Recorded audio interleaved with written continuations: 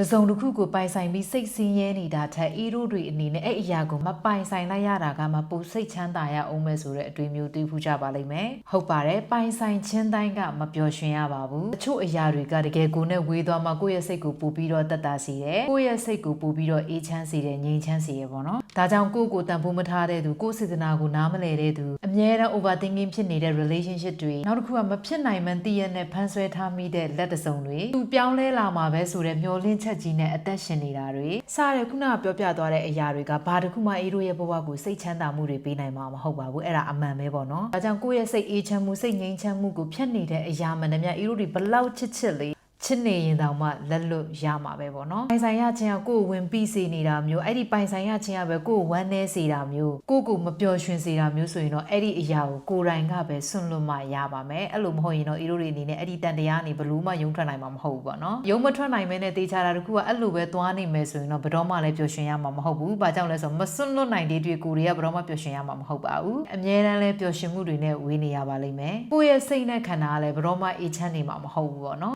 ဒါကြောင့်ကိုပိုင်ဆိုင်ထားတဲ့အရာကကိုပြန်ပြီးတော့ဆုံးရှုံးသလိုဖြစ်နေပြီဆိုရင်ဒါအီရိုတွေနဲ့ပြန်ပြီးတော့စဉ်းစားရမယ်အဲ့လိုမစဉ်းစားဘဲနဲ့ဒီတိုင်းပဲထားမယ်ဆိုရင်ကိုဘဝကို life ကလည်းမပျော်ရွှင်ရဘဲနဲ့ခဲဆွဲထားသလိုမျိုးအီယောနဲ့သွားနေတွေ့ရတော့ဘယ်တော့မှလည်းအဆင်ပြေမှာမဟုတ်ပေါ့နော်ဒါကြောင့်မို့အီအနေနဲ့ဒီအရာလေးကိုပေါ့နော်ကိုလက်ရှိပိုင်ဆိုင်ထားတဲ့အရာတွေကကိုတကယ်ပျော်ရွှင်စေသလားဆိုတာပြန်ပြီးတော့သုံးသပ်လို့ရအောင်လို့အီအနေနဲ့ဒီဗီဒီယိုလေးကို share လုပ်ပေးလိုက်ပါတယ်အားလုံးကျေးဇူးတင်ပါတယ်